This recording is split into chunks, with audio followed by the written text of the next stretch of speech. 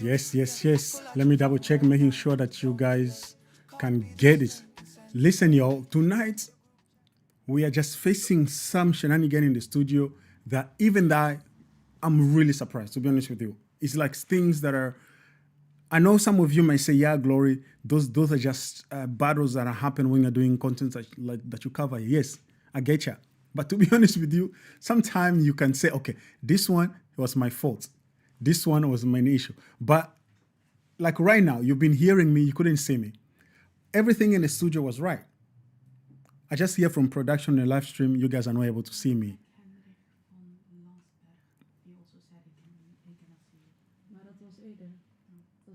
Thank you so much. Henrik, my brother, thank you so much. I appreciate you giving us. So even the chats, you can see in the chat, they tell us they can only hear. So I just want to give you a short explanation of what just happened. I went back to the software we are using.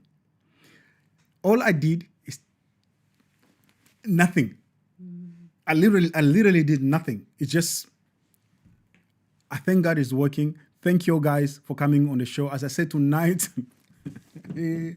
tonight we are talking about this. What do you do when you're facing trials and tribulation? I think that was my moment, not just practice, but not just preach, but also practice what you preach.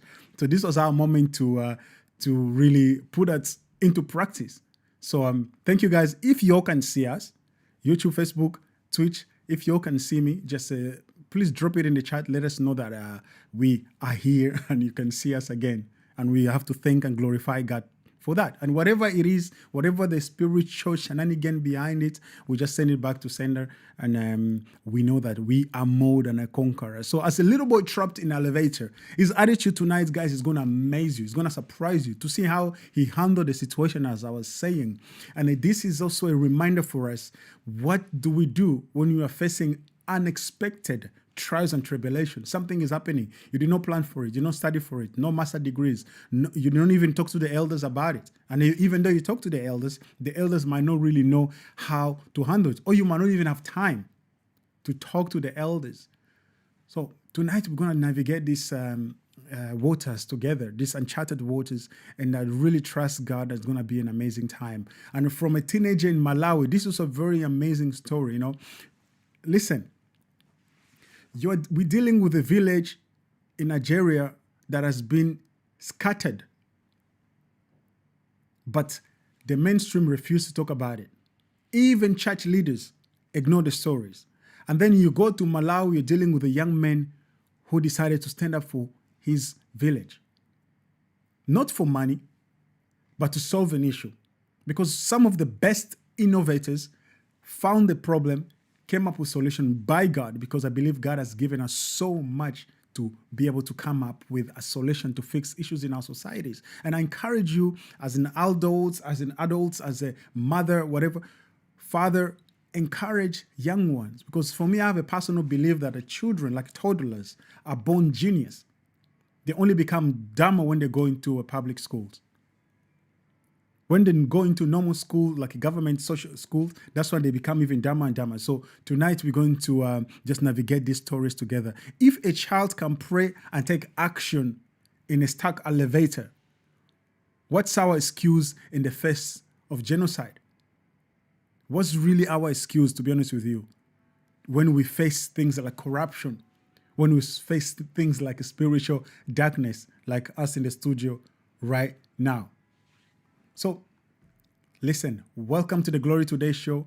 My name is Glory again. With the team of the Glory Today Show, we are happy. We are glad you joined us. So I'm going to encourage you. I'll just push on the music for a few seconds. Encourage you to help us reach as many people as possible. Share this link of the live stream with friends and family. Let them know the live stream is up and running right now. It is 8 o'clock. Literally, we're half an hour late, to be honest with you, because I feel like we're starting now. Even though we started a little bit, but I think like we're starting now. So let your family, let your friend, let them know that the show has started. We are here. And before we dive in, just collapse your thoughts together. Just come in a position of calmness. No preconceived judgment. Not thinking you already heard of it. Not thinking you already know the story we're going to have. But just give us a chance to have a conversation with you. Act as if I'm sitting in your living room with you right now. I came for a visit. I came to eat some spare ribs or came to eat some lasagna. And we are sitting together and we're just having a conversation about some of these topics. I know it feels like a monologue, but you dropping things in the chat, you can see me now. Thank you. I'm just reading a chat as I was about to talk about the chat. Thank you. Thank you so much, Heinrich. My brother, it's been a while. So thank you so much. Yeah. Act like I'm in the living room right now, having a drink, having a conversation with you and your precious families. And we're going to just together handle this situation. Just drop in the chat some thoughts you may have, and our team will help me make sure that I get to see the chat. But yeah, I'll also be able to read the chats right there and then. All right, guys. So let's just put on the music for a couple of seconds, and then as my viewer start inviting, drop those. Just put the music up slowly. Drop those link in every. Drop the link in every group chat you are in, whether it's Telegram, whether it's anything. Just drop in there. I want to just play the same intro as the beginning, not the 30-second thingy. Thank you. So yeah, guys, help us reach as many people. I'll be here. I'll be talking. And before we get into our next segment, turn the music up. Thank you so much. Yeah. Something powerful is coming your way. Yeah. I know you've been scrolling, searching for something real, something that speaks to what you truly feel. Maybe you're tired of the lies they've been feeding. Maybe you're looking for truth you've been needing. You're not here by accident, this is divine. This moment right now is perfectly timed. While you're waiting, let me tell you why. Tonight could be the moment that changes your life. See, every guest we bring has a story to tell, of how they broke free from their personal hell, of how they found hope when hope was gone, of how they kept fighting when they couldn't go on. So hold on, we're almost there. Something special. Come on. This is our own song, guys. Just enjoy them. We've been busy. Hold on, we're almost there. The truth is coming, hope's in the air. This isn't just a show, That's so much more. It's a lifeline for the ones we're fighting for. Your children, your youth, your family, your friends. They need conversations like this to transcend the lies in the darkness trying to steal their soul. Hold on, we're almost there. Let's make them whole. So I hope you've done that. Just enjoying our music as well. That God has helped us to really get to produce for y'all. And yeah, listen, welcome. This is like an official welcome to the Glory Today show. My name is Glory, coming to you live all the way from Dordrecht in the Netherlands with the team of the Glory Today show. And tonight's show, really, guys, understand that tonight is going to be a show that is deep, honest, also fun and hopeful. And I don't want you to feel crushed in your spirit thinking like this show is a bit dark. No. I want you to feel equipped and equipped to respond, empower, and really ready to be get out there and deal with some devils, because this life the journey in life that we are in, we need the fire, we need the oil. We cannot really be an oilless generation. Okay, so excuse me.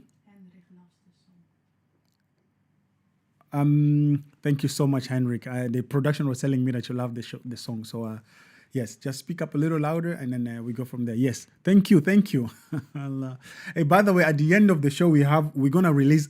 Listen, this is good. We're going to release one song on YouTube tonight after the show. But because you're watching the live stream, you get to listen to it or watch it at the end of the show. How about that? That's like a VIP treatment, right? I like it. I'm excited about it. So anyway, segments of today, I call it segment 2, but literally segment 1 officially. And we're going to check out this show of faith and courage in a small and a personal story, really. And then let's start with something simple but powerful. A little boy in an elevator dealing with the panic that we all face when you're standing in an elevator, suddenly, bam, it's not going anywhere. Some of us, that's a life story journey, really. You are going into your life, you think you're being elevated. And suddenly you come to certain level, bam, you stagnate. You're not able to go up, neither are you able to go down. And at that moment, you ask yourself a question. When is a free fall coming? Because when you're stuck, often the thing that we expect the most is a free fall. But in this situation, when you switch your mindset, the way you look at things, instead of focusing on the negativities, instead of focusing on the rules of the laws of nature, you look into your inner man and remember, wait a minute, I am not alone. Christ in me is the hope of glory. Despite the circumstances, despite the reality in front of me, I am not going to step into passivity, but I will jump into activity, knowing that I am active by fire through Christ who strengthens me. Most adults, we are trained in a society, school, workplaces to panic when we are faced with a situation we did not anticipate or plan for. But this little boy in this video, he prays, he acted. He did not remain passive, but he chose to jump and look to Jesus, who is the author and finisher of our faith. Let's cue this little video so that our viewers will also understand what I'm talking about. Eu tô com pouquinho de medo, mas eu sei que o Senhor cuida de mim. Amém. Look at that. Short and powerful. The elevator started. The boy went to his knees. Dear Father, I pray that you may open. It was in Portuguese, by the way. I pray that you may open this door right now. Amen. Guess what happened? The door just went and opened up. And he walked out. After his amen was like, what else can I do than go home? Sometimes things are just so simple in life, beloved. Sometimes things in life are just so as easy as that, as easy. And I like my spiritual daddy always like to say this. He said, the answers to your prayers are often in the distance between your knees and the ground. Selah, think about it.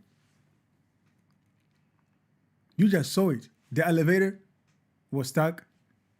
The elevator was unstuck. What else can you do? Instead of collapsing, he responds with what he has. His voice, his faith, his courage. Not, where's my phone? I need to call somebody. Alarm. Oh, somebody help. Who are you calling for help? The helper is with you in that elevator, my friend. There's no need for you to look farther than around you.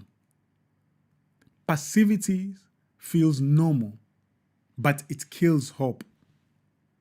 We've been trained to be spectators in a situation, in our own lives, especially online. We watch, we complain, we forward videos, but we rarely we act. And when the glory is share the videos, friends and family, let them be encouraged. Some of you is like, okay, I'll do it after the show. And then after the show, bam, you forgot about it. I'm not blaming you, I'm just letting you know how it goes. Because the enemy always works in our complacency, works in our disobedience, works also often in our, how can I say, lack, and he uses distraction to achieve most of these things.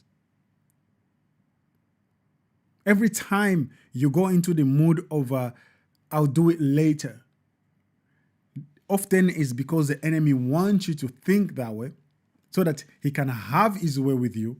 It can bring more situation. It can bring more distraction. And by the time later comes, you've been let go. Yep. Faith is not pretending that the elevator isn't stuck. That's not what faith is in this video. But faith is saying, yes, this is a bad situation. Yes, this is crazy. Yes, I could lose my life right now. But God is here. And I will respond with looking to him and asking for his favor, because what seems impossible to man is possible with God. Tonight, we are going to see an entire nation stuck in an elevator. Nigeria, parts of Africa, Most of those in Africa understand what I'm talking about. Even in the Western countries, look like in the UK, that elevator is getting even stucker almost every day. And the question is, will we scream or will we respond like this young man with prayer, courage, and more importantly, action? You see somebody on the street, a young girl being, what can I say, being abused, and you just choose to grab your phone and say, let me call the police. My friend, give that phone to your wife. Call the police. Me, I'm going to take action right now. Because between the police getting there and that young girl going through that situation, young man going through that situation, by the time they get there, it might be too late. But you were just there watching. And today's age, oh my God, grab my phone, put the camera on. Maybe I'll get my viral moments right here, right there. Imagine you're going through something and everybody around you is just grabbing their phone and filming. How would you feel? How would you feel about it? Before we look at our next story, at the darkness that it is, and confront it, because listen, we need to confront the darkness. If we don't confront what is evil, we are part of the problem, not solution. You're part of problem, not solution. But listen, I want to show you one more story of light tonight, literally. A light in the darkness. And in this story, there's, as I said in the beginning, there's this young man in Malawi, 18 years old, a school dropout named Ernest Andrew. And according to reports, listen, he built a self-made air power generator. Exists nowhere else in the world. He built it. And that power generator brings free electricity to his village, to fuel, to oil. No fuel, no oil, no barrel needed. No, none of those shenanigans. No, you see now the problem is this, most of our invention often require us to go and start thinking, okay, I'm going to need this part, I'm going to need this and this. And often it limits us because when God gives us creativities, God is not limited by the limits of nature or around us. But God gives you creativity based on what you have to be able to fulfill, because God does not rely on any man. And you can see that clearly in the story of Ernest. He has already connected 9 homes and plans to power the local school he goes to. He wants to give it power as well. That's just crazy. I really encourage you to look into this story if you can. Take a moment also on that and just dive into it, because this is a powerful story that I strongly believe it will be a blessing. So check this out and grab your cup of tea, grab your whatever you need to do, anything that is going to keep you focused and encouraged, because, man, I'm proud of African. Listen, African people, you are watching this, you're a black young man or woman. Never let any Sular, any Zunzu, anyone tells you that your skin color is the limitation for you to achieve greatness. Because some of the great inventors out there, they are inventors who God used mightily to come up, and they are mostly from the African nation, many of them. So please check this video out.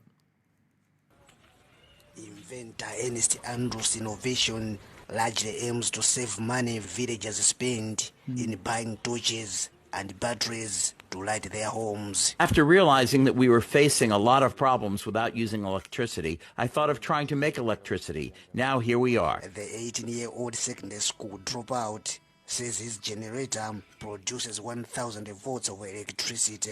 He has now connected 9 houses from a self-made transformer. This system generates electricity using air. To make a light bulb illuminate, I use power stored in bottles. I experiment with magnetic power to determine how much electricity I can produce. After that, I generate power based on the number of houses I want to supply. But experts complain of Andrew's failure to articulate how Can he you is pause this for using me? air to generate Because this is just doesn't make electricity. sense. Listen, this doesn't make sense. You see, the issue that the boy is coming across is a Sulars like this man So-called experts. Me, I'm done. Listen, this is now my personal frustration. I'm done with so-called experts. Your expertise make you stupid. I'm really, and this is my personal frustration. Just because you have somebody call you a doctor and put your name expert behind you, doesn't make you all-knowing. Because this so-called expert, they have these things of saying, because I don't know how it works, therefore I declare it's null and void. It doesn't function. It's non-functional. I declare it's not good enough. I'm like, who do you think you are? Okay, calm down, Glory. Listen, all I'm just saying is this. How can you say the young boy invents something and it works without asking your permission? It works. And then you come as an expert that says, no, the issue we have here is that we don't understand how he generates electricity. Almost sounds like my mom told me, the problem with you is that you know too much. It doesn't make sense. So please play it a little bit backwards so we hear expert talking. Lord have mercy. To articulate Electricity I can produce. After that, I generate power based on the number of houses I want to supply. but experts complain of Andrew's failure to articulate how he is using air to generate electricity, or they say he might be purposely concealing it to prevent others from copying. What type of air is he using? We don't know. What air is doing to produce the power? type of air we is don't using? know. And he is not saying. How is he taking the air into his system to produce We don't know. electricity? We don't know. Katumba said if he proved real, Andrew's innovation would be rated among the most extraordinary in the world. The innovation has convinced skeptical neighbors. I was among those who were doubting his ability to generate electricity, which we can use in our homes. But when I saw that he had managed to connect his parents' house, that's when I asked him to connect my house too. Now life is simple. The villagers use the free electricity to charge phones and plug in electric shaving machines. Andrew's mother, Evelyn Chinguo, says he dropped out of school in 2018 because of lack of school fees. In the meantime, Andrew is working to connect the entire village, and Andrew is 18 years old. It creates something that makes expertise become null and void. That's just amazing in the corner of my eye. You know what I'm saying? You come with a solution. Listen, he could have said, I drop out, I'm poor, there's no electricity, that's just life. I'm going to find myself way to somewhere, Dubai or whatever, where I'm going to be cleaning hotels rooms for the rest of my dear life, and I make a little bit of money that I'll send home, support them. That's it.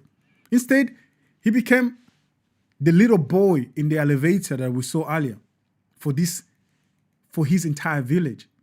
He went into inner self and he said, what talents, qualification God gave me that I could deploy.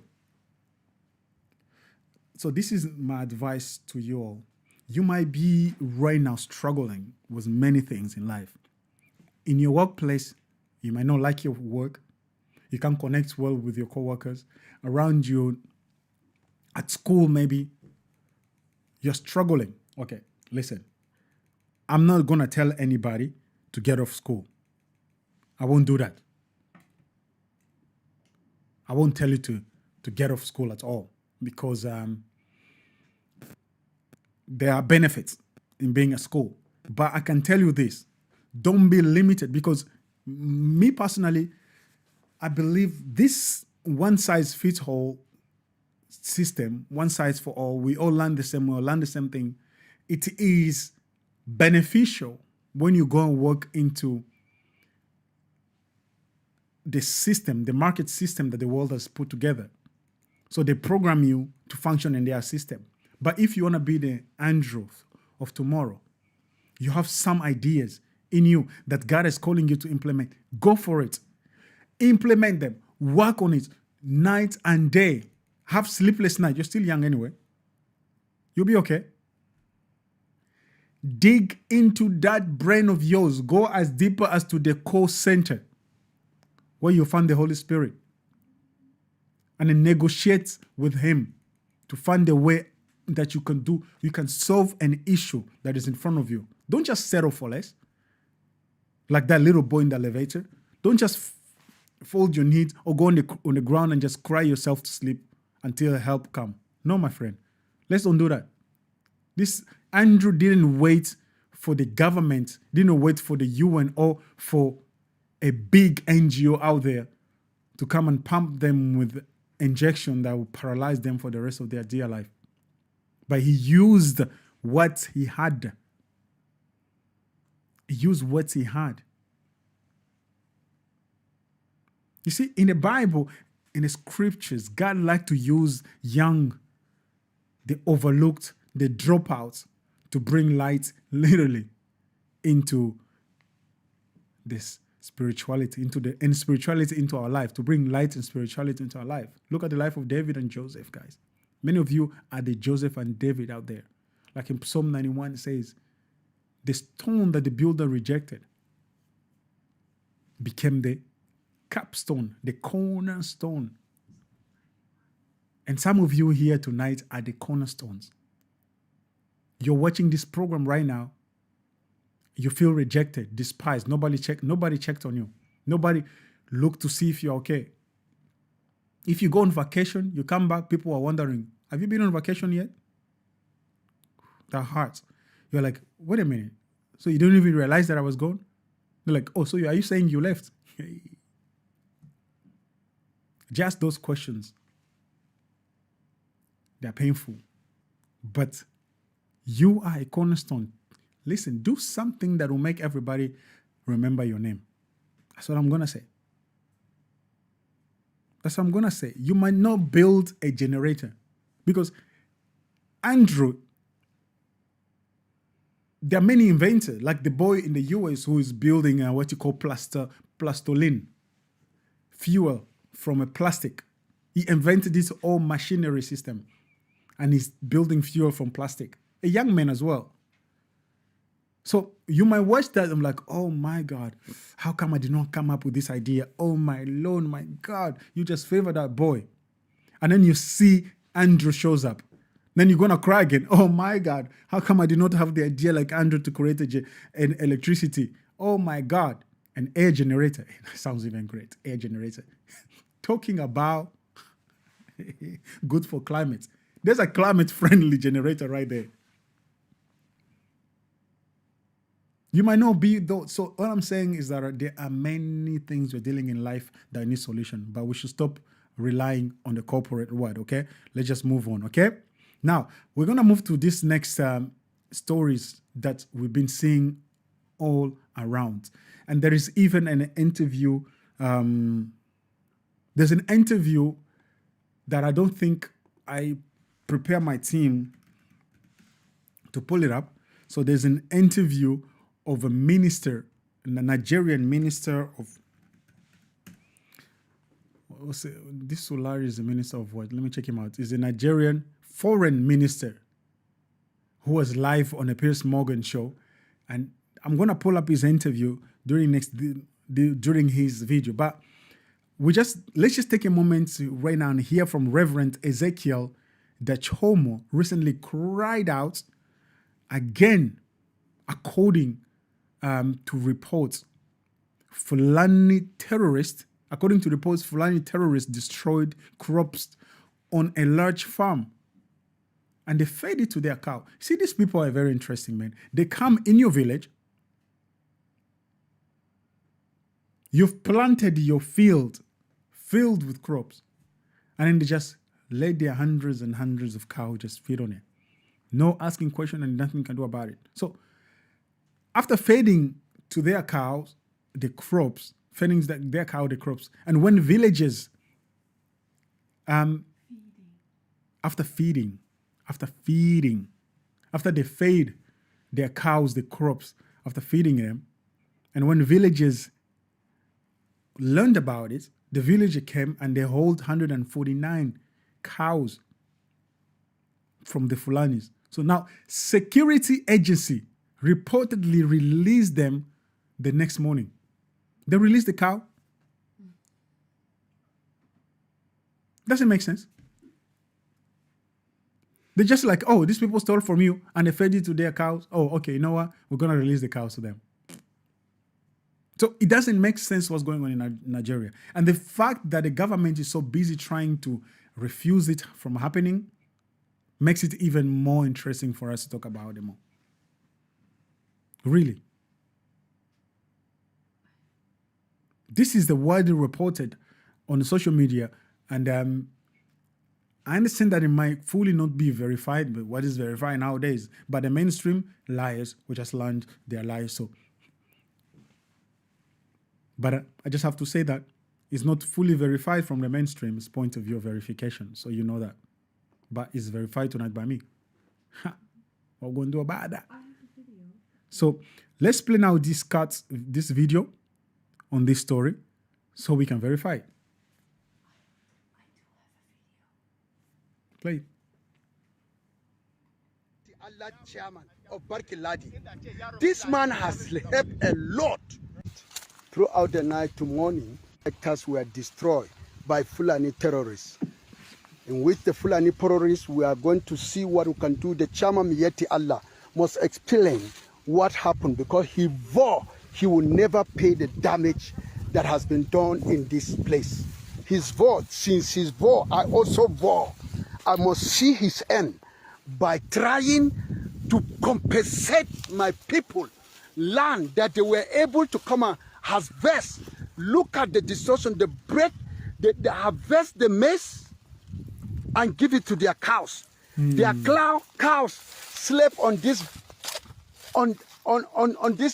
farm yesterday throughout in the morning. And even our people in this village were able to cut the cow.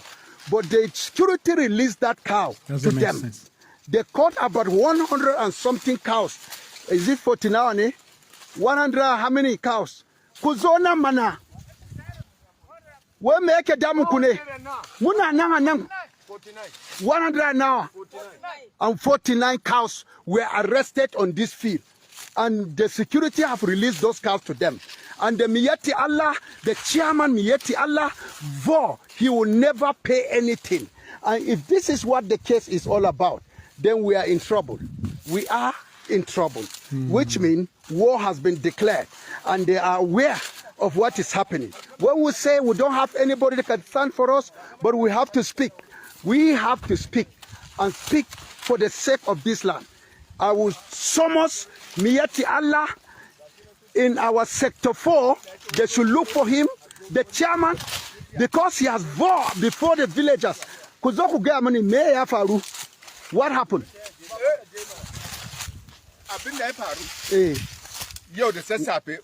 Today, this morning, we wake up. They hear the cows on farm.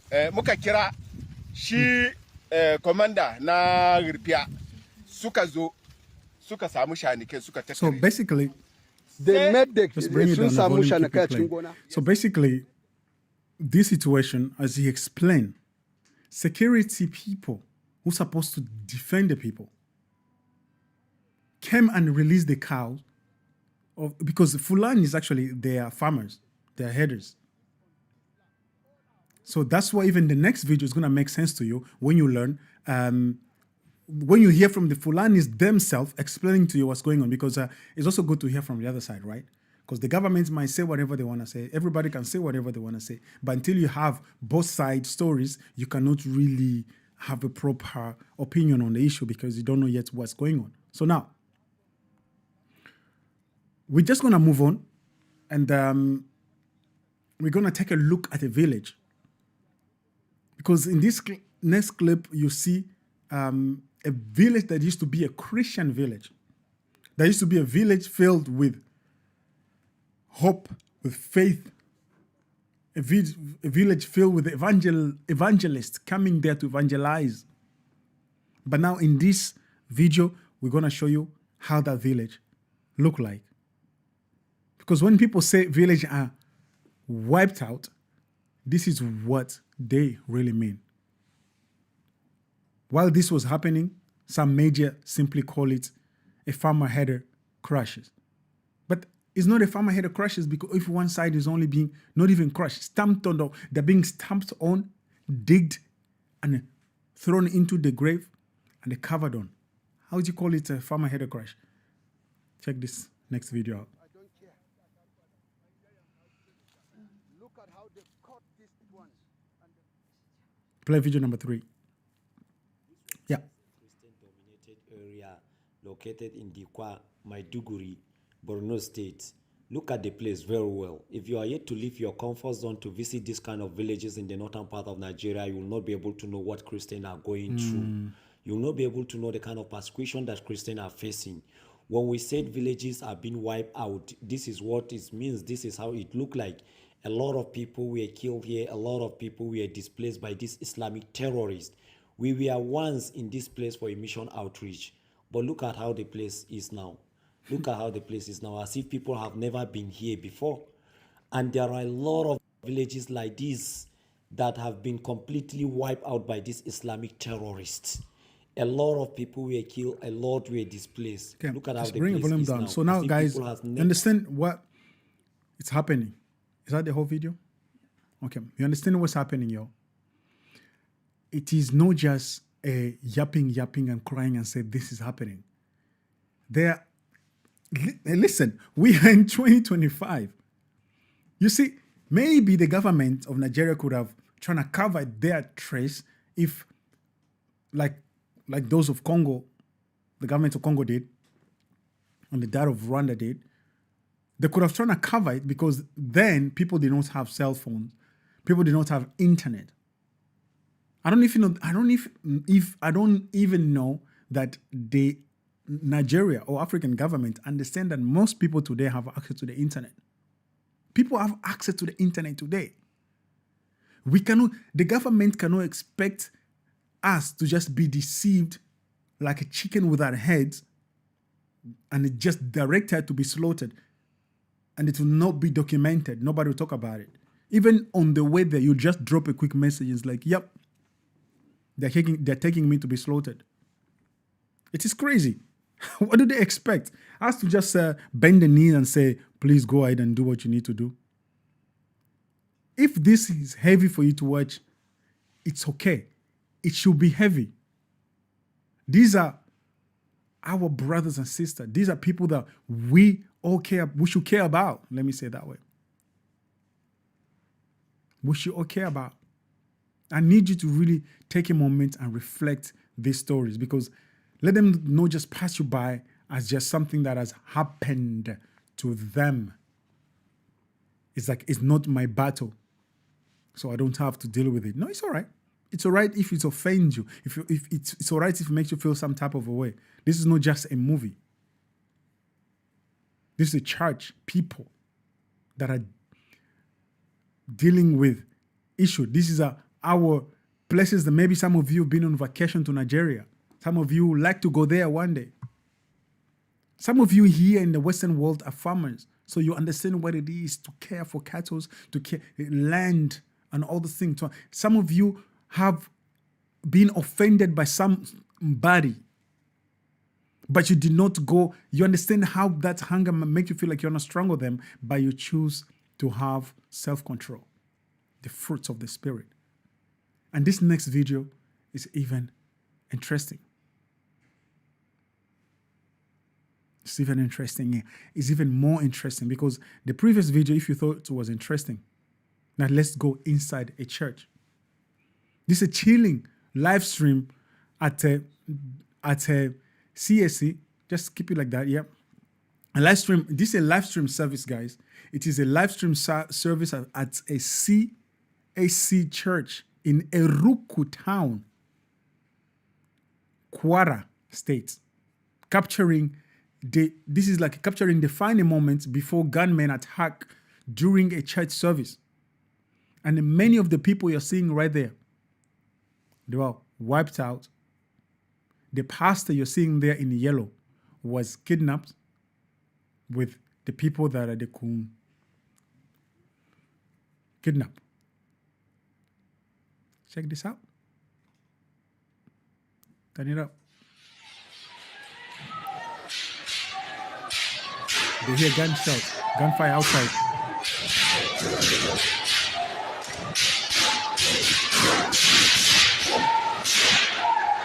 It sounds like that because they were recording it on the phone. That's why you hear. Look at the grandma. She can't even run.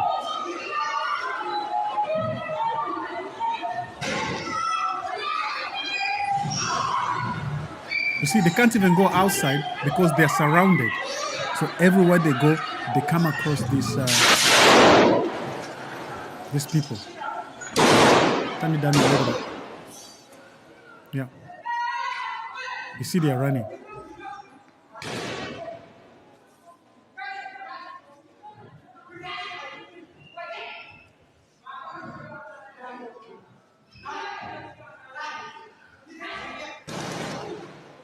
You see, as people run outside, they get shot. Look at the gangsters come inside. And then they go as far as start robbing those people that they're killing. So they take all their belongings. And then the government tells you, this is not happening. Nigerian government is so funny. They're smoking marijuana, I can tell you that. They tell you, no, this is not happening. But this just happened. This happened, what's the date today? Today is 19th. I think this happened on the 17th, if not 18th. You see them walking inside the church, finding people, pushing people outside, shooting people. Every bullet you hear is somebody.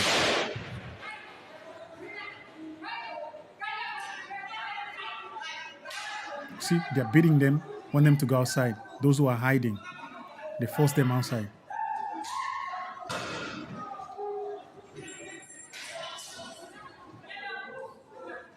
These people are horrible.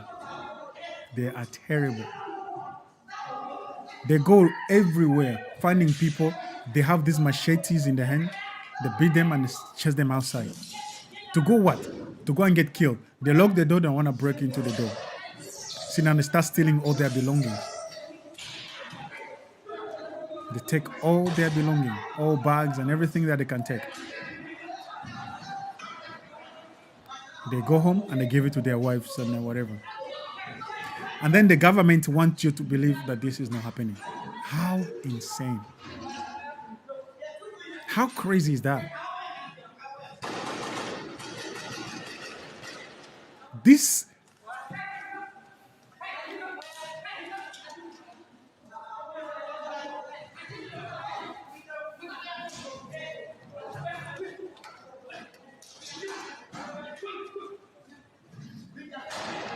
these Fulani are also farmers. Or let me say not farmers, but herders. They're herders.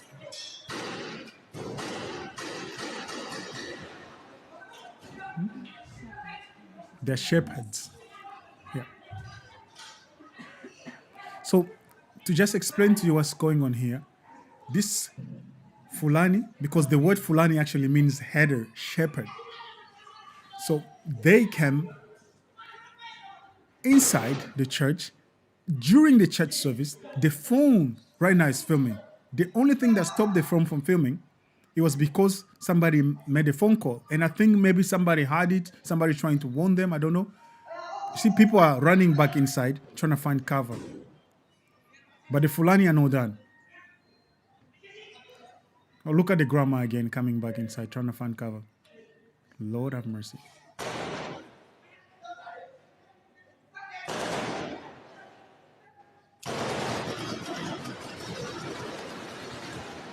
Yeah, those gunfire. That's a machine gun.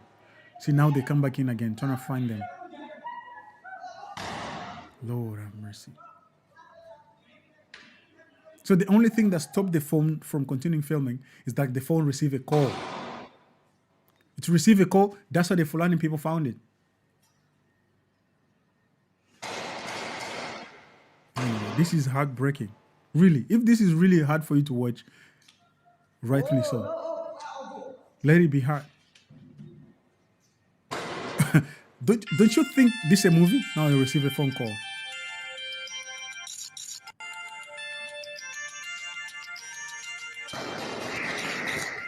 this looks like a movie, right? If somebody told you this is a playing of a movie, I don't think you'll deny it.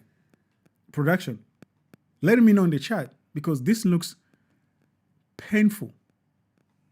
This looks sad. It's so sad to imagine it. And I thank God that I get to bring this to you guys, to just put it in your brain. Because when this government comes with their lies and tell you, no, America just want to get again in Nigeria. They want to make Nigeria look like Sudan. I'm like, okay, as true as it might be, because of course America is not just going to go and help them for nothing. America is not, they're not crazy. They're not going to sacrifice their soldiers just for nothing. They want to get something out of it. Okay. Why don't you stop it from happening, Mr. Government? Why don't you do something about it? Because you can't deny when the video keep coming over and over and over. Mass graveyard over and over and over. You can't deny it when people can see it in their own eye. It's like, this sounds like the government of Sleepy Joe. When Sleepy Joe was president in America and Kamala Harris was the vice president, they're the ones who will tell you whatever you're seeing with your own eyes is not true. The truth is what we are telling you, and is what you're not seeing. Literally, they're telling you to not believe what you see.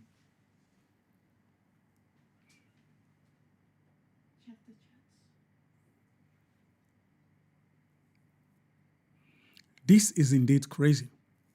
It brings tears on our eyes, but it's something we need to talk about, y'all. This is a conversation we must have. And if we just have to ask, if I must, let me just ask that hard questions, Do you think that this is a religious genocide or not? Let me know in the chat. Do you think this is a religious genocide? Because if you say no, then I don't know what is. If this is not a religious genocide, then I don't know what is. Then I don't know what is, to be honest with you. I don't think you can see it, but Heinrich said mainstream media is Satan themselves. So true. MSM, thank you for letting me know about the chats from Hendrik, because I could not see it indeed. The mainstream media is Satan themselves. They're part of the same cahoot. They're both collaborating. Listen, don't take my word for it. Donald Trump, President Trump is the one who is like the man or not. That's on you. But me, I'm just telling you the things I'm seeing and this thing is doing. Not the things that you think you know because the mainstream media said so. That's the difference between you and I, if you believe from the other side. But what Donald Trump has been doing lately is opening up the curtain. It's like maybe in Africa it's not the same, but in Europe, sometimes you're walking in the city and you walk past a window of somebody, and then you can see them sitting in the house. All the lights are on, curtains are wide open. That's what Donald Trump is doing really to the MSM and the agenda of the swamp. Is opening up the curtains and turn on the lights inside the house so that everybody can see them for who they are. He's calling one of the ABC journalist the other day, because she was so arrogant. You're standing in the Oval Office, and Donald Trump is very strategic. Ask yourself a question for those who are following politics. Let's just talk about it for a minute. Why does Donald Trump opening up his office? The Oval Office. Why is he opening up the journalists to come in and have this monologue with him? It is very strategic because he cannot kick them out of the press room because he cannot be biased on that. But when it comes to his office, he can pick and choose whoever he wants in there. So no journalist can come and say, I was kicked out of Oval Office, so this is the suppression of the press. My friend, your suppression of the press, you have access to the press room. But my office, no. So He even told one of these ABC journalists, he said, "You are rude. You don't know how to be a journalist," because these are the experts again. "You don't know how to be a journalist. You ask my guest rudely. You embarrass my guest here." The point he was making is that the problem was not the question he asked. He said you could ask this question in any other way that was more respectful, was more gentle, but you choose the rude way. You could see her standing there looking, and I'm like, I hope you're really thinking about this so that you're not just going with the talking points. Because right now, BBC is being sued for $1 billion with a B dollars because of their malicious deception of January 6th, because what they told the people around the globe that Donald Trump instigated the violence. And he wanted to disrupt the flow of the government procedures, which was a false, because now the truth is coming out. And now he's suing the ABC. And ABC did a formal apology for those you might want to doubt it. They did a, it was a BBC, why am I saying ABC? It was BBC, right? And the BBC did a formal apology. And now Donald Trump is taking them to their knees. They fired one of their tops, guys. You should watch the show of last time, right? We spoke about it on the show, right? Mm-hmm. They fired their top guys for that reason. They don't just fire the general director and the CEO of news for no reason. It's because they find themselves really in the real swamp now, a very hot, bubbling swamp, where all the bacteria are being fried. So we are really understanding this. So when the media, when the Nigerian government comes with these lies that are trying to propagate, saying is no genocide that's happening, and some pastors, so-called pastors, are falling for it. They're going with that narrative. That makes you wonder, are you really a pastor or not? Because we can see with our own eyes what's going on here. And it's nothing less than a genocide. And that's all I'm going to say about that for tonight. Let's just move on. Let's move on to our next episode. And this is such a powerful question that is going to be asked in this episode. It's a little bit longer video. I encourage you to take a moment to listen to Pastor Matthew Ashimolowo, because not only that he asked or he dealt with this question, is there a religious genocide in Nigeria? But the way he was able to build it up, I wish I had that wisdom. So those are one of the things that I pray for, like Solomon. Lord, give me wisdom and understanding. But this man of God, in the beginning, I was like, well, Pastor Matthew, what are you talking about? Are you on their side?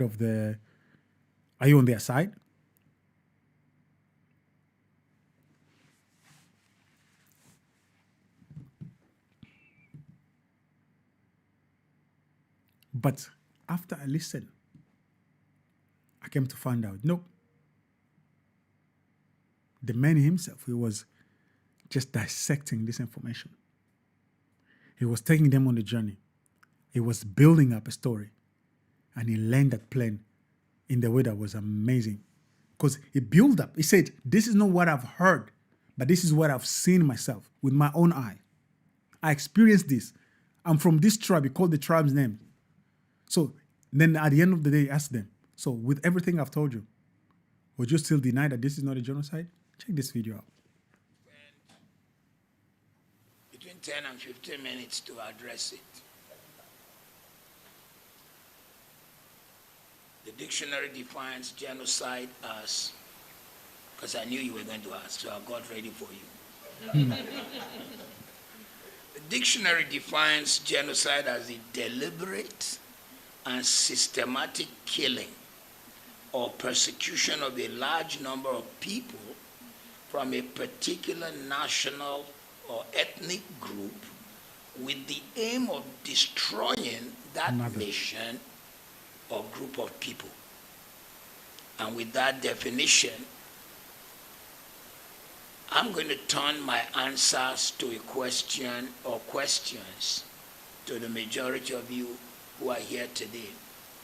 let me give my response a background. I was born in 1952 in Zaria. I was born in the military barracks. I grew up in Kaduna, Zaria, Kaduna, Kano. So my answer does not come out of just newspaper, but experience. The first riot I ever experienced, with all due respect, was against people from the East. I was there during the Zaria riots when your crime was that you were Igbo. They didn't tell me, I saw it. People were being killed right before my eyes. My dad was a soldier trying to prevent it. And I remember the man coming back with a deep dent in his military helmet as the guys were screaming and walking the roads of Zaria and screaming, Tawaye. Tawaye means our eyes have opened. Following the first coup by Kaduna and Zogu, they felt their eyes had opened. So there certainly was genocide because people were being dragged out of their house and killed. But then when it comes to the hot case on hand, is there religious genocide in Nigeria? Firstly, I'd like to say that whatever issue is in Nigeria, because it was not dealt with, it became a snake with 5 heads or more heads. And so when you are looking at each case, you need to know which head you are dealing with. Bandit is a head. Banditry is a head. Terrorism is a head. Fulani herdsmen carrying guns and invading people's farm, chasing them out, is another head. The guys who demand money, what did they call them? Kidnappers. Kidnappers is a head, and there are many more heads. And then deliberate chasing of people away from their land and immediately putting another tribe there is a head. So, are these things happening in Nigeria or not? I'll just take you down some historical cases and I'll ask you, is it really happening in Nigeria? Maitasine, in the 70s, a man who rose and began to teach a form of Islamic cleansing that says anybody who was not of that particular belief must die. Is that not genocide? And is that fair in a secular nation? Zango Kataf. Zango Kataf, in case you don't know, what you know as Kaduna State was once including Katsina. And on grounds of religion, Katsina State was cut off because the majority of Katsina State was Islamic. And what remained as Kaduna State was majority what we call Southern Kaduna, Zango Katav, people who are, and so on and so forth. I don't want to mention all the tribes. And despite cutting and now having Kaduna State, the south of Kaduna State is 99% Christian, producing Professor Ishaya Audu, first Vice Chancellor Amadu Bello, producing General Ishaya Bameyi, producing former Deputy Governor Central Bank, Melafia. But somebody was still not satisfied and wanted their land. And particularly under the watch of a particular governor, probably 23,000 of these people died. Is it so? Is it not so? And if people of that number died, I mean, Zangu Kata, people were being hacked, cut like animals because you wanted their land and because they didn't follow your religion. Is that genocide or not? There was beheading in Kano because, what's the name of the evangelist? Reinhard Bonnke came to hold a crusade, and they said, Christian crusade is not allowed. Not only did they destroy the equipment, they cut Christians. Is that genocide or not? Deborah Samuel a girl in a polytechnic in Nigeria, in the north. She saw on the platform of her class that people were posting religious things. And she said, hey, this platform is for our study, not for religion. They went, they killed her. And when it became a court case, 52 barristers who hold the religious faith different from hers showed up to defend the guys who killed her. Is that genocide or not? Evangelist Eunice in Greater Abuja went out 5 a.m. to do what we used to do down south here. Pray at night. When we were kids, I was born a Muslim. My name is Ahmed. My mother is Aishat. My brother is Mudashir. My sister is Khadijat. My dad is Salau. But we knew people who would wake up and be waking people to prayer. That was what Evangelist Eunice did, and they hacked her to death. And then, if all that is not genocide, and if it is just religious intolerance, what happened when Militia came out and said, I am from southern Kaduna, and 23,000 of our people died, and actually when we call people who should come and defend them, the military, the police, they don't show. It is after the people are gone that they show. And they say they have it on good record that some mysterious helicopters are coming to give these people equipment. Is that not a plan, a genocide? If you say that is not genocide, what shall we say of what's going on, in particularly states in the north that are of Christian conviction? Benue State, even today's Vanguard reports Gwande local government, where people were hacked, and the plan is to chase them out, and some people come to occupy. And when I say some people, let me be bold to say Fulani herdsmen, and some of the guys carrying gun come to occupy. Because when I was a little kid, one of the songs on radio in the north would say, Babanka Sanshe will come for you. That song says that the whole of Nigeria is the land belonging to Shehu Danfodio. And until that is achieved, they've reached Kwara. It may be Lagos. So somebody somewhere does not want this kind of facing the reality. Is there a genocide? You will have to answer. I haven't answered any of your question yet. But let me just say, 270 girls were carried out of a school. They were all Christians. The people who carried them committed 5 crimes. 1, child molestation, because Nigeria's criminal law says that if you sleep with anyone under, is he 18? Which is the age of consent, it's a crime. They raped these girls. 2, if you carry a person against their will across border, it's trafficking. I thought we have human trafficking laws. 3, you force these people to change religion. 4, you force them into marriage. That is the 4th criminal offense. 5, some of them were violently raped. And then 6, some of them were killed. The same people who committed this crime, you said you forgave them. Who forgave them? Where were they forgiven? Which court of law? Is it the government that said, okay, we suspend the criminal laws of Nigeria in the case of Boko Haram, who carried this girl, whatever of the Hydra heads carried the girls? Who did it?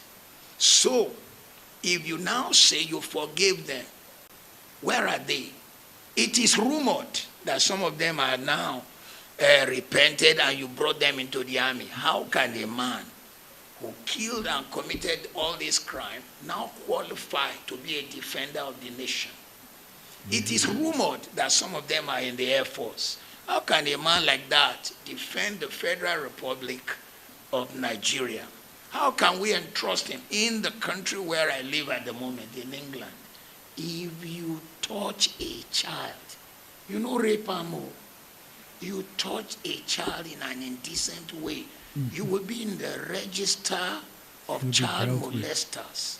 And the moment you change local government from one local government to the other, you must go and report yourself as a child molester so you can be on the books of child molesters. Once the court have passed a case against you that you molested, anytime you move, you don't need the police to do it. You have to go and report yourself. There are jobs you cannot get. But in our own case, we said these guys are forgiven. One, who forgave? Two, where were they forgiven? 3, where did we see their repentance? 4, where is the fruit of their repentance? So we cannot say that there is no genocide. But if we say there's no genocide, answer my questions. 2, we cannot say there is no religious intolerance. If you say there is no religious intolerance, explain to. There it is. We're gonna keep it short. I mean, it's a long video, but we leave it there. But I just wanted to play this video fully to just paint the whole picture, to understand what he's talking about, so that we are not being deceived. Don't let yourself be deceived, beloved. I said this in the last show. The biggest problem with deception is that it's very deceiving. As simple, childlike as that sounds, it's still true. And most people do fall prey to that. You know, the definition of genocide is shared with that. The targeting of Christians, long-term patterns of attacks, he shared it all. So even multiple NGOs and watchdogs have documented thousands of Christians killed and displaced over the last decade in Nigeria. Some call it genocide, some may call it ethnic cleansing. Others avoid, for political reasons, that word. Whatever label you are willing to use, the reality is systematic, repeated, targeted violence. The reality is happening. And something needs to be done to stop this nonsense. Reverend Ezekiel Dashomo told Piers Morgan that he has performed genocide burials more than 70 times. Not fully verified. Yes, it is verified. Because he said it himself. Based on an interview, he said it on his interview with Clip Morgan, as we're going to see in his next video. Listen. We are bringing receipt tonight. Several genocide burial, more than 70 times. More than even. Imagine some of the graves are 501 people killed in one night in Dogona Hawa, village named Gembru. The Nigerian government downplayed that one because the Islamic are controlling the government. So the Nigerian government, if I may just jump in there, the Nigerian government has vehemently denied there is a genocide of Christians in Nigeria. Tell me something. Further, they say a lot of Muslims have also been killed by the likes of Boko Haram for being too moderate, and that therefore the issue of Islamists killing people is not restricted just to Christians, but also to moderate Muslims. What do you say to that? So let me give you the background of what happened. This is the background with initial fact finding. They created Boko Haram by many that are in hierarchy of the government to remove Goodluck, who is a Christian. This is what happened. They steered them. They caused riot every village. And the people run away, they were relocated. And their target is to kill the Christian. Because Goodluck is a Christian. That's why Goodluck says, my blood is not worthy for other people to die. There you have it, y'all. Imagine your main minister, your pastor, being forced to bury victims of massacre over and over again. You are a minister. Just imagine you as a pastor, you're a minister, and you have to deal with this over and over again. And every time you're looking to your government for help, they tell you, no, what you're saying is not true, it's not happening. Literally, they're almost saying you just had a nightmare, wake up from it and it'll be fine. Even if the exact number could be debated, the patterns are not. We're seeing evidence of it throughout the whole social media. Repeated mass killings, repeated burials, repeated traumas, they're all over the place. How are you going to deny that?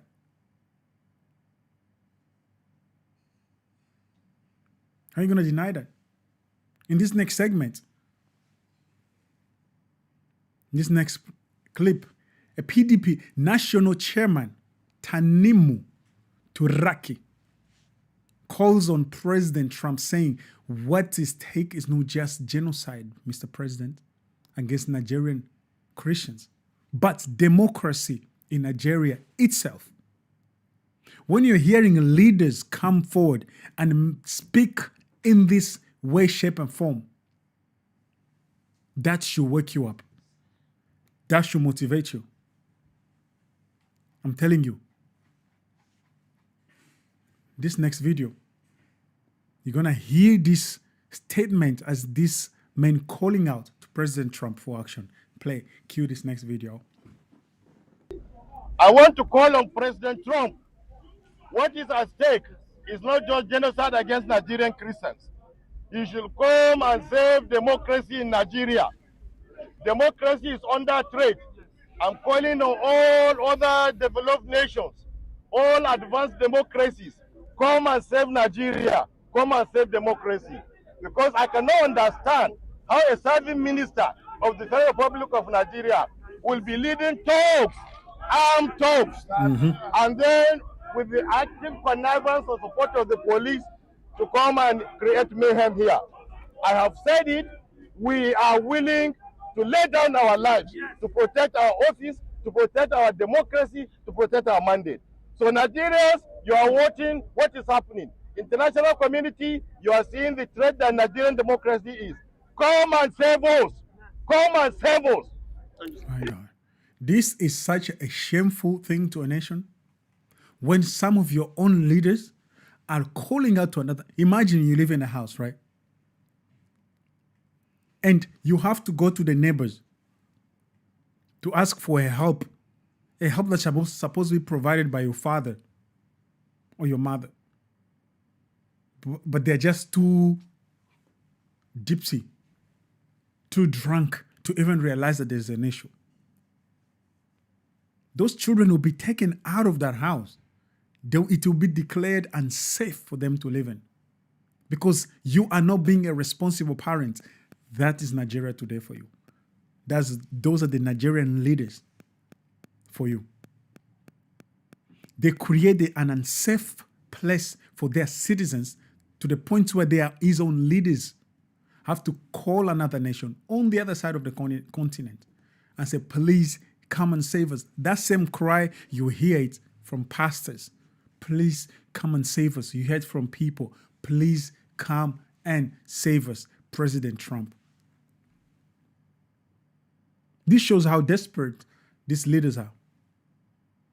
We must be honest here also for a moment, guys. Politicians can use strong languages when it suits them, when they're running for campaign, when the elections are closing in. But even if motives are mixed, the cry reveals how serious the situation feels on the ground. Even if their hearts are not fully there, they will use the situation at hand trying to benefit their own agenda. We understand it. At the end of the day, people are not looking for politicians lying to them on this point. People are looking to be saved. People are looking for a helping hand to pull them out of this nasty situation. And America is listening. Americans are hearing. Americans are seeing the opportunity for them to take action. So Ted Cruz, Republican Senator Ted Cruz, has reportedly introduced a legislation related to what's happening. The Nigeria Religious Freedom Accountability Act of 2025. That's serious stuff going on here. Labeled not fully, no, forget about that label here. And the exact name actually is a status of the bill that should be shaking you on your core. When another nation has to make a bill like this, as we're going to see in the next video, which is we're going to be verified in the next video, it makes you understand how serious now America is taking these actions. Please cue the next video. Manhattan, right in front of the United Nations, right here on the property. And the focus today, radical Islamic terrorists are slaughtering Christians by the tens of thousands. And the Trump administration is now telling the Nigerian government to make it stop or else. And he fills in that blank for them. Republican Senator Ted Cruz has introduced legislation on what's happening. He was with me yesterday. There is literally no country on planet Earth where Christians are being murdered at anywhere near the rate they are being murdered in Nigeria. Stand by, Ambassador. Stand by, Harris. Yes, that's right there. See, their production is talking as well in the background. So that's what it is. That's it. At least some people in the U.S. political system are paying attention and are willing to take action. But a bill in Washington is not the same as safety in the Plateau, in the Borno, in the Kwara. We cannot outsource the responsibility of the Nigerian politicians. But then again, what do you want them to do? What do you want them to do? That's what one of the pastors cry and say, what can we do? Please come and help the innocent.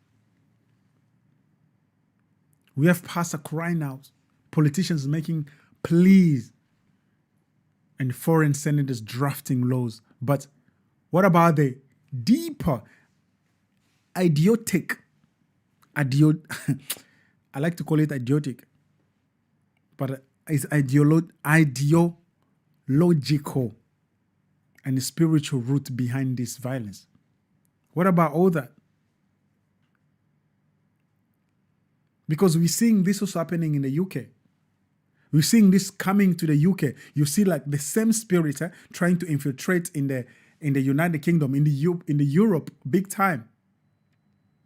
Because Islam as religion, how safe is it? That's the question you may ask. Now listen to what Dr. Jordan Peterson said concerning the UK. This is what he said actually. Let me just say it before we play the video. Dr. Jordan Peterson said, I don't know if you understand, was telling this to Piers Morgan, how sad it is for us in Canada and in the US to watch what's going on and what you are doing to yourselves. Telling people in the UK that. Please cue the video. I don't know if you guys in the UK understand how sad it is for us in Canada and in the United States to watch what you're doing to yourself. I mean, the UK is a great country. When I go there, I go to Oxford, I go to Cambridge, to these remarkable places in London, see your unbelievable deep history, understand how much the world owes the UK in terms of, say, the establishment of common law and decent government everywhere, including places like India. We owe the UK such an immense debt. And to watch you guys like spiral yourselves into the ground for this idiot, weak political correctness that's gone so far that you can allow your working class women to be raped en masse, sadistically and say nothing about it and gaslight people who are telling the truth. It's so sickening. It's so demoralizing.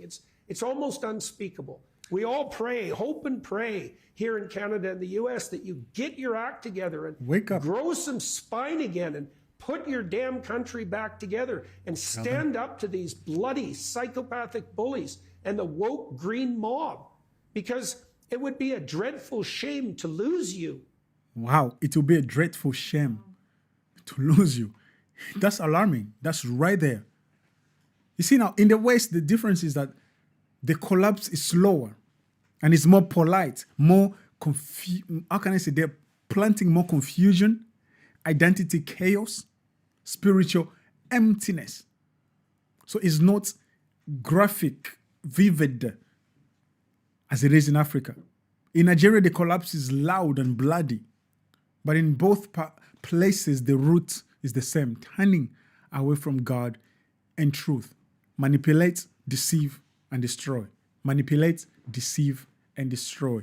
Manipulate, deceive, and destroy.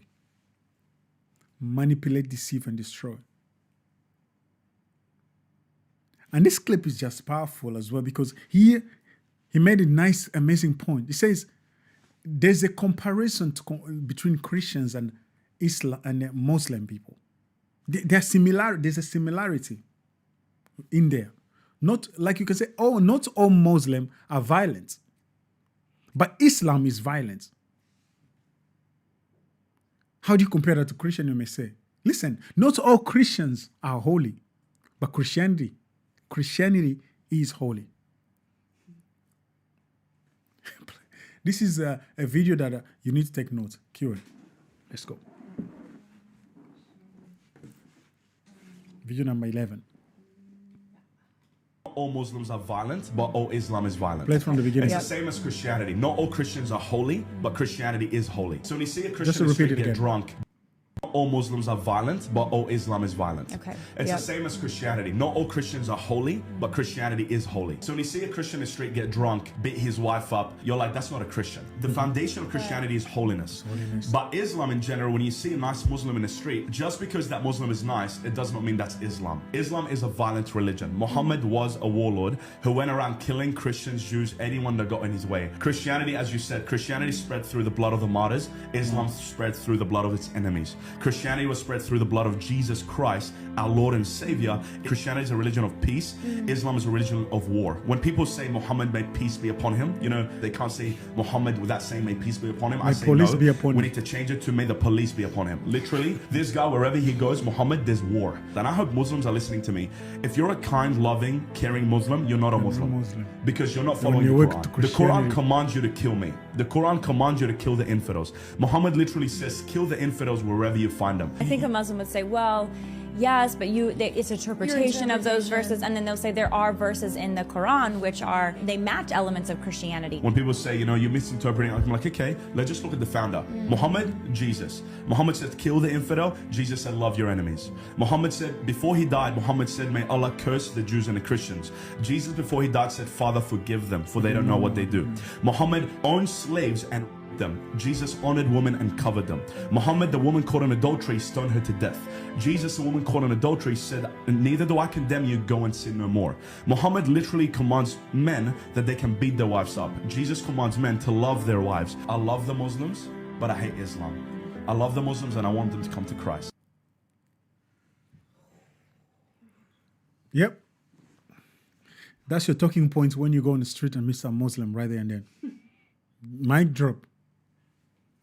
We must distinguish between Muslim as people and Islam as ideology, especially the version of it that extremists use to justify violence. But then again, is it only extremists that use that version to justify violence? Or is it that the whole ideology is violent by itself, by nature? In the same way, listen, forget my notes for a minute. You cannot take poison and then apply small doses and they say, I'm trying to use poison to cure you. And then when the person dies, you say, my intention was not for him to die. Because you're taking a source, the nature of something is to destroy, and you're trying to use it to do good. Just because the destruction doesn't happen rapidly, but it's happening gradually, it doesn't mean that thing is good. So the nature of a gun is to shoot and harm somebody. That's what it is. But does that make your actions justifiable? Well, if you want to do good, then don't pick up a gun. Don't pick up a gun, have a conversation. Don't take a knife, because when you take these things, obviously something bad might end up happening. Because those were the reason. That's how those things were created. A knife was created to cut, to pierce, that's what a knife was created for. Well, you can use a knife to save somebody. Yes, doctors use knives, but they still cut. They still cut through something with those knives. Now, let's just move on as we're moving toward the end of the show. Fulani militias. Fulani militia.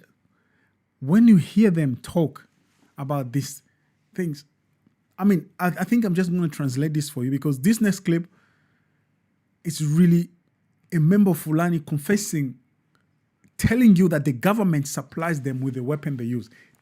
You're hearing from the horse's mouth by itself. It's telling you exactly what it is they do.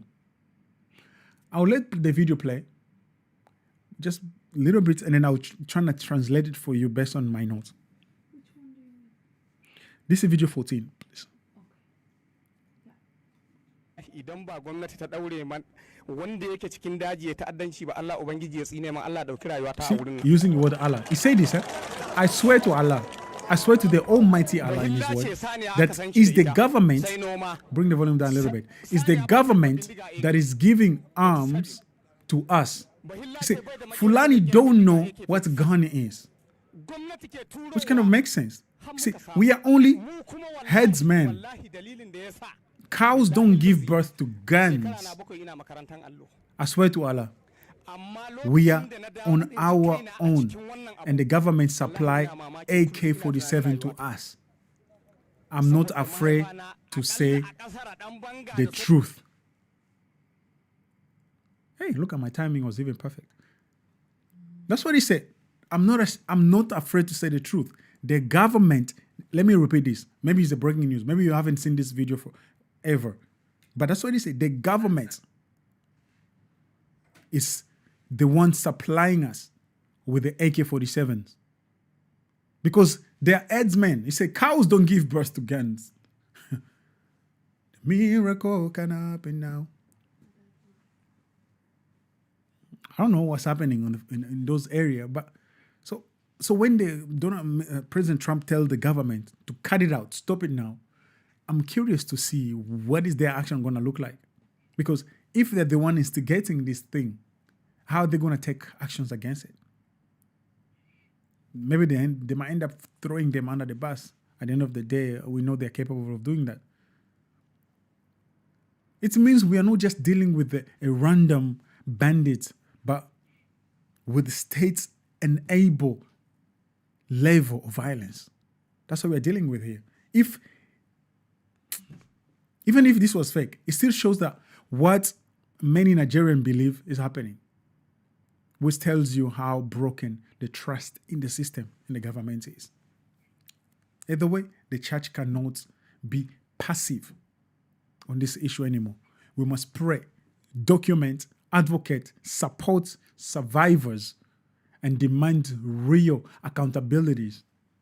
Because if you do not stand up for your right, you will lose it. And that's exactly why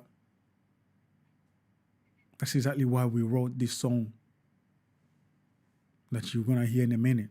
Because I do believe that this song is also one of the songs that really going to bless you. Oh, my Lord. And I hope you guys will help us distribute this song, send this all over the place so that many people benefit from this powerful, music that we created for y'all. So listen, tonight we are premiering our brand new song. It's coming on YouTube today, and very soon you'll be finding them on Spotify, like the Americans say. The song is called Tolérance sans Croix. Tolérance sans Croix. En fait, it's in French, actually. The song is in partially French, partially English. So you're going to hear both French and English side of it, so our French people can be blessed, our English people can be blessed. I wanted to do it all full in French, and I thought, let's just combine it because that's what we are. The title means tolerance without the cross.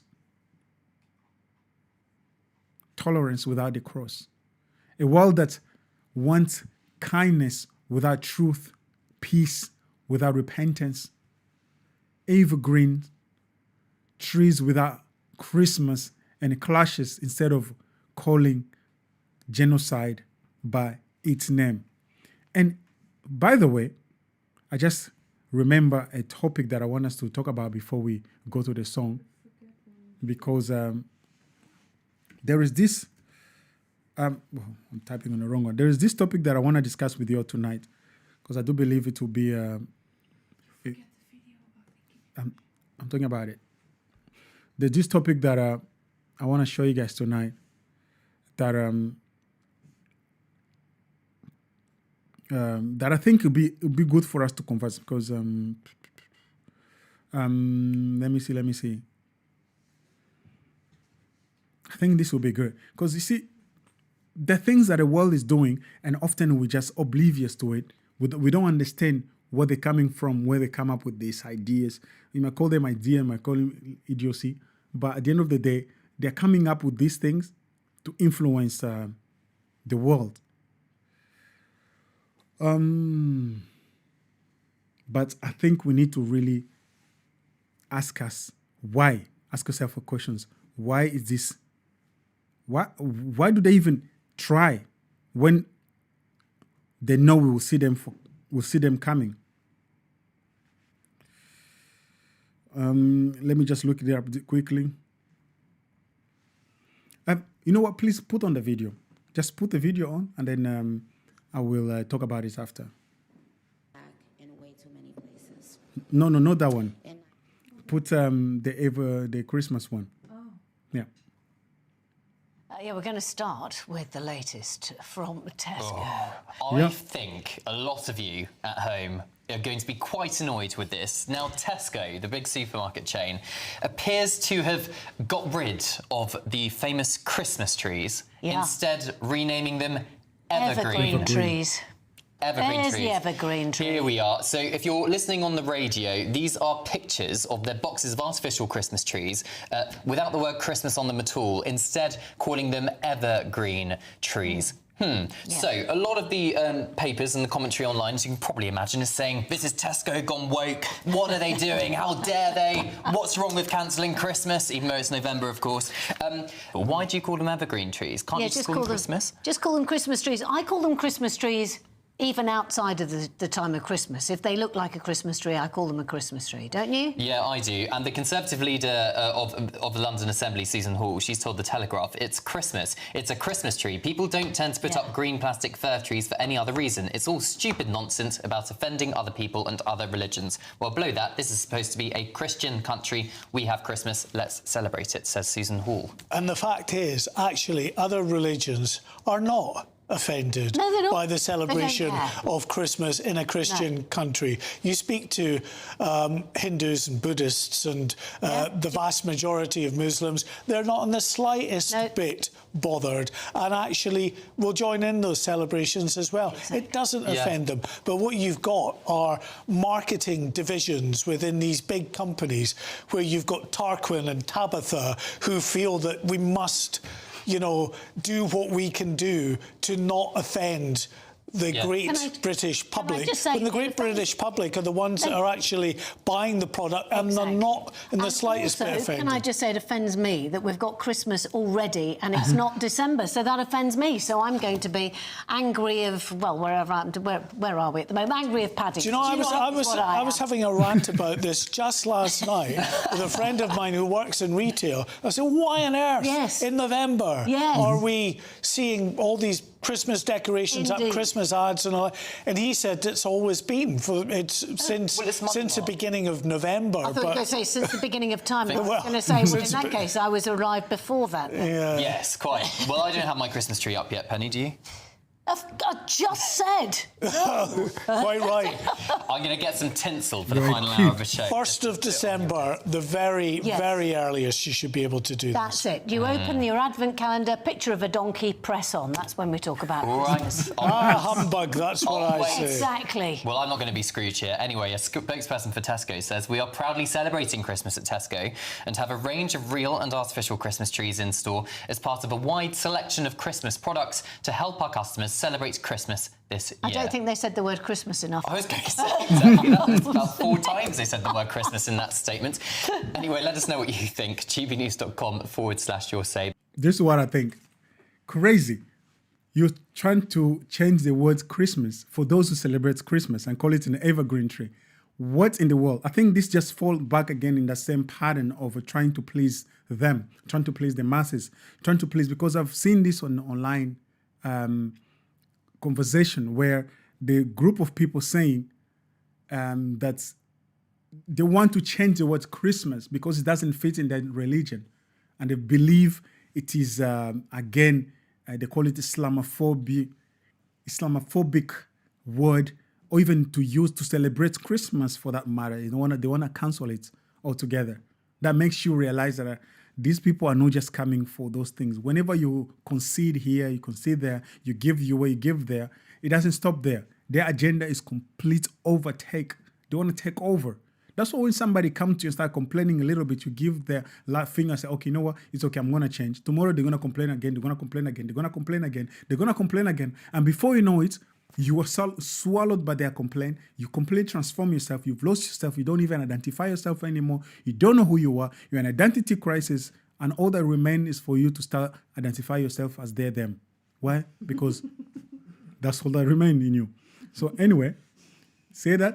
Nothing I'm going to say no more before I get myself in trouble. So before we go to our final story of tonight, which is a song that we're premiering, I want you to hear from Nicki Minaj, because she also took time to speak about what's happening in Nigeria. I just wanted to bring the evergreen in between just to calm your mind down.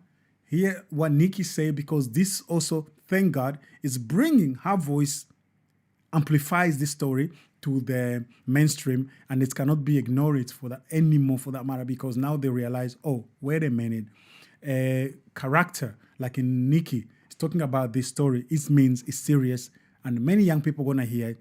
All over the world is going to hear it. And she spoke about it at UN, at the United Nations offices, invited by the one of the leaders from the Donald Trump's government. So please play that video for us.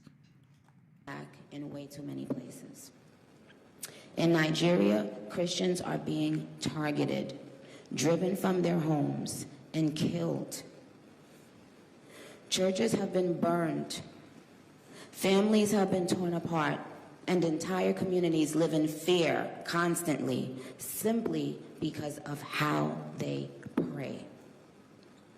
Sadly, this problem is not only a growing problem in Nigeria, but also in so many other countries across the world, and it demands urgent action.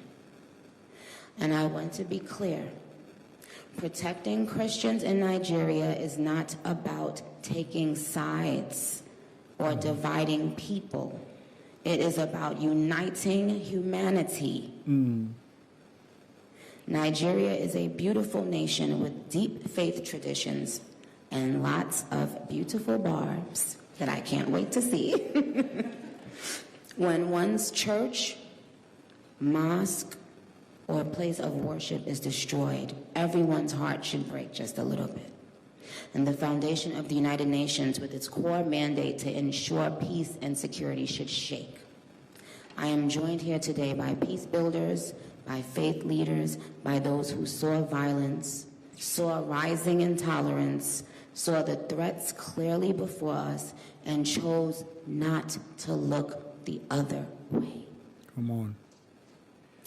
I am inspired by their work to build interfaith ties, to see the humanity across the lines which might divide us, and to fight for security and liberty for all those who pray.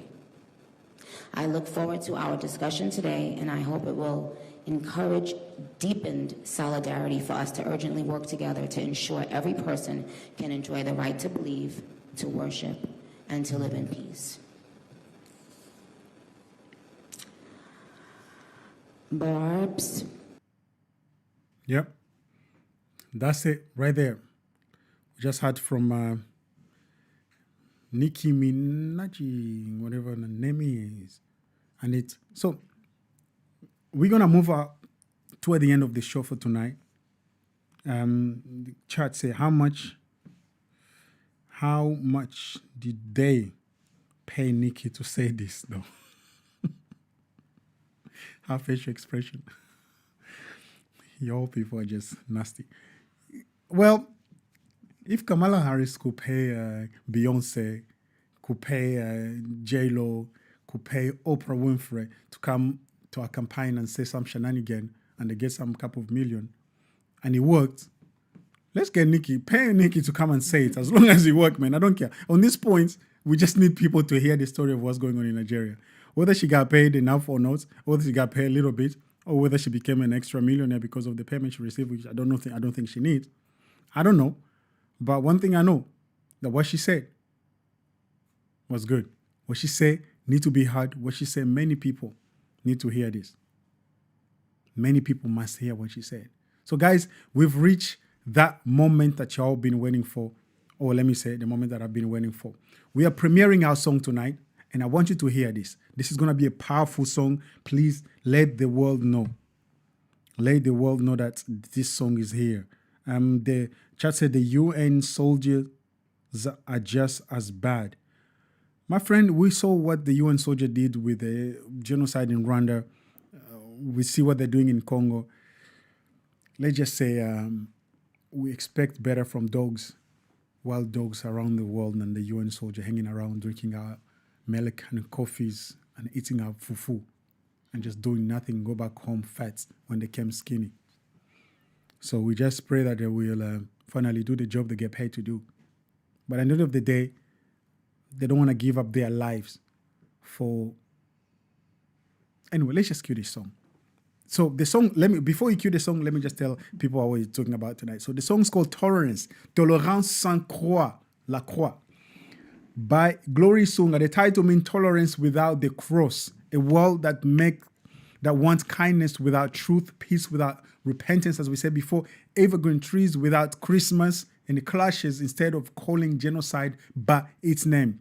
This song is going to bless you. Help us share this song with the whole world. My God, I'm so curious about what you're going to think about music, man, because the Glory Today show, we are coming and we are coming hot. Woo, are you guys ready to get this song? Make sure you turn it up, man. Make sure you turn it up. Let's go. Ils tiennent des micros. Put it on the screen. Le vrai sermon s'écrit en 170 chrétiens décapités au Congo. Des noms que le monde ne dira jamais, village brûlé au Nigeria. Boko Haram réduit les églises en cendres. Au Royaume-Uni, prédicateurs arrêtés. Professeurs et employés réduits au silence pour avoir dit Jésus. Ils appellent ça tolérance. Put it full screen. But they never tolerate the cross. This is for believers with no platform, no blue check, no camera, only a Bible, a broken heart, and a target on their back. This is crazy, guy. This is what's happening in Yeah. Terrorists on the mic, come on, press show, blaming the government, mais on sait tous pas. Blood on the ground, smiles on the cam, playing politics with death, that's the scam. Ils lisent leur discours comme des CEO, pendant que le village brûle et fume là. Reporters take notes like it's just a clip, mais les mères tremblent, prière aux lèvres lips. You Jesus. Don't blame us, blame your leaders, mais quand les tueurs prennent la scène, who's really in power? Les innocents pleurent, le monde scroll, press conference with the devil, la guerre n'est pas finie, camera off. Mais les balles ne s'arrêtent pas, hashtag faith, mais don't rest, heaven keeps the names que les médias disent. Yeah, Village burning, Mothers weeping while the powerful sit back. Secrets sleeping, microphones open, but justice closed. Truth buried deep, pain exposed. They say peace talks when guns still ring. Kids duck down before they learn to sing. Every promise made is a promise betrayed. Wolves shake hands in the human parade. Believers in Congo, décapité pourquoi refuser? No candlelight vigil on primetime TV, just another incident oublié. Au Nigeria, église funeral home, cœur remplacé par tir militaire. Pasteur avec un œil sur la porte, famille d'hommes dans la brousse, maison devenue chambre de mort. Still they sing, still they pray. You remember Jesus is Lord, even with barrels pressed to their heads high. Apostle stands in the north, no cameras on his face, guarding his flock in a terrorized place. Boko Haram circling jihadist proud, but he preaches on with Bible and towel. He buries his flock, then preaches hope. Writes sermons in tears to help them cope. Every service could be his last breath. He'd rather die faithful than live in fake rest. No security detail, no armored car, just a cross on his chest and broken guitars. A shepherd in shadows, headlines ignored, but heaven stands when he walks through the door. This is a press conference with the devil, but the blood of saints still speaks. You can silence every list, but the cross still stands when the system leaks. From Congo to Nigeria, from London streets to the Middle East, we lift the names of the forgotten, cause their faith is heaven's feast. World leaders talk big, we feel action, count votes, not lives. More I decline, but one man stood up, broke the script, broke the mold, said Christians are slaughtered and dared to be bold. Christianity is facing an existential threat in Nigeria. Darkness, brought it to light, while others played neutral, scared of cost. He said, stop killing Christians, not writing them off as lost. He spoke for villages no map could find, for believers in chains under attack and confined. In a world of cowards, bowing to the crowd, he said the blood matters and said it loud. This is a press conference with the devil, but the blood of saints still speaks. You can silence every witness, but the cross still stands when the system leaks. Au royaume uni, parlez d'ici tous mes mots, agir réel. Prédicateur arrêté, employé viré pour verser, étudiant moqué pour croire. Personne ne meurt ici, mais un suffoque en silence. Père droit de dire son nom, Père courage de vivre selon. Also some Wi-Fi, no stream, no platform, no podcast, no team. Little church or the sky full of stars. Faith louder than 1,000 guitars. For the girl who refused to deny, For the boy who said Jesus and was ready to die. Pour les familles enfouies, Bible in hand. Underground churches in hostile land. We won't let your story die in the feed, turning every martyr into spiritual seed. You're not forgotten, blood's not in vain. Heaven writes your testimony in holy. The resolution points to Nigeria's government. Conférence de presse avec le diable, mais nous ne pions pas devant les mensonges. Nous nous tenons avec les croyants brisés, entendant les cris que personne ne prolonge. Du Congo au Nigeria, des rues du UK à chaque nation, Jésus combat pour les persécutés, garde leur vie dans ta main, ta protection. Conférence de presse avec le diable et l'agneau aura le dernier mot. Chaque goutte de sang versée sera vue, sera entendue là-haut. To stand with the persecuted in Nigeria. They need to pray, they need to be a voice for the voiceless, they need to be a voice for our persecuted brothers and sisters. I'm tired of burial. I'm tired of brother. We are tired. Wow, guys. Wow. Yeah. That's our song. Just plays in the background without music sounds. Listen, this is a song that we wrote, produced. Make sure you guys have access to this music with the purpose to have these stories told. So these stories are not just forgotten. The song is coming live in premiere on YouTube right after the show. Please help us share it. Let this message reach as many people as possible. It's both French and English, so you'll be able to reach as many people that speak both languages. And let people in Nigeria also receive this music, know that we are telling their stories, that we are caring, we are shedding tears on their behalf as well. Tonight we saw a pattern, a child who refused to panic, stand in faith and call on God, a teenager who refused to accept darkness and chose innovation, a village that the world tried to erase, to rename, are just clashes. Pastors and politicians crying out for help, seeking to defend their constituents. A culture that wants Christmas without Christ, tolerance without truth, and peace without justice. We discuss all this tonight. The elevator is stuck. The world is shaking, but God is still calling his people to pray. Pray for the believers, like the pastor said.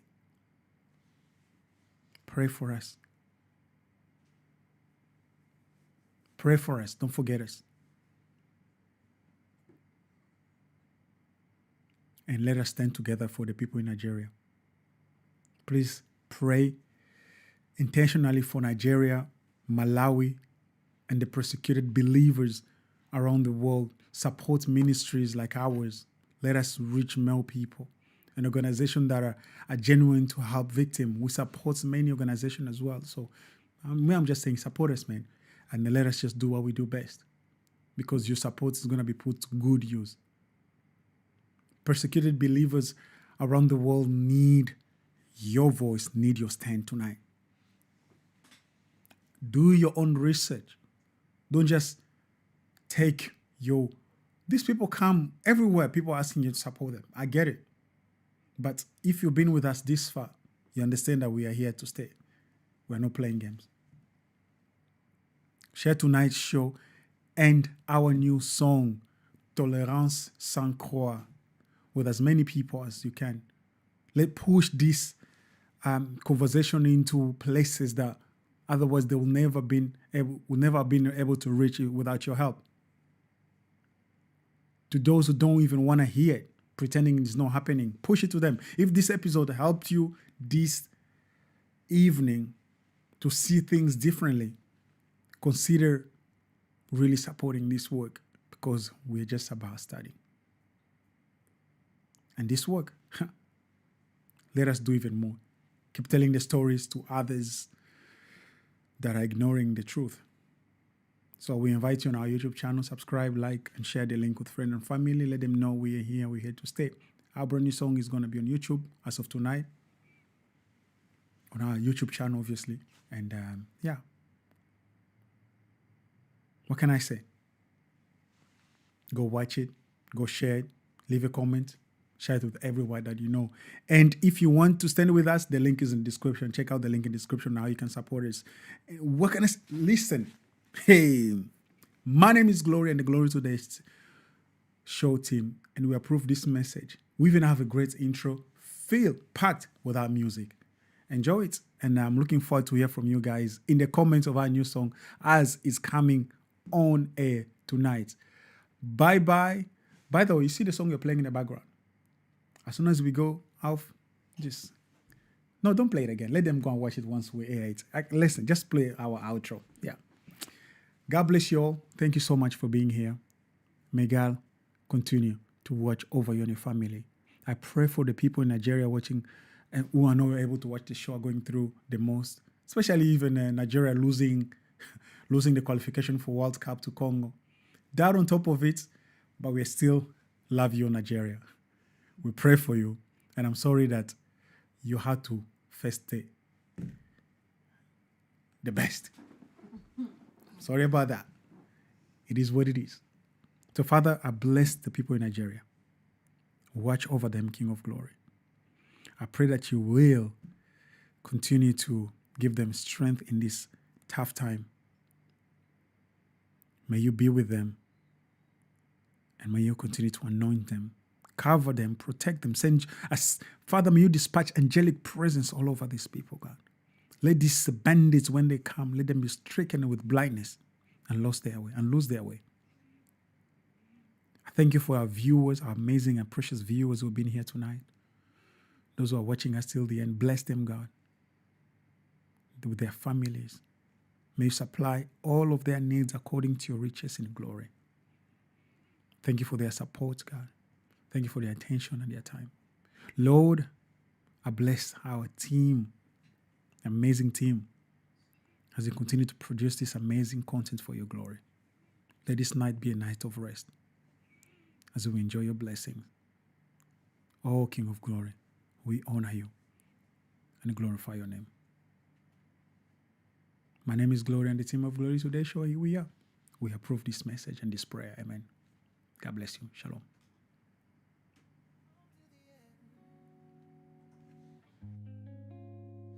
But this isn't goodbye, my friend. Thank you for being here tonight, for staying with us, for joining